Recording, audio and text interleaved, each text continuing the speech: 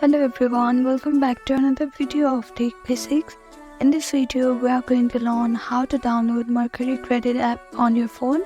If you are an Android user, you can find this app on Play Store, and for iPhone user, open your App Store. After opening your App Store, you can see search icon on the bottom right corner. Then click on the search bar and type in Mercury Credit Card. Now scroll down a little bit until you see this logo, or you can also find it as Mercury Cards. Click on it. Here you can see Get option. Click on Get. Now it is going to ask you for your verification.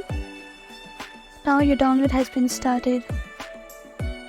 After your download is completed, you can see Open option here. Click on Open. And here you have successfully downloaded Mercury Credit Card app on your phone. Thank you for watching this video. I hope this video was helpful to you. Please do like, share and subscribe to our channel. And don't forget to comment down below. Thank you.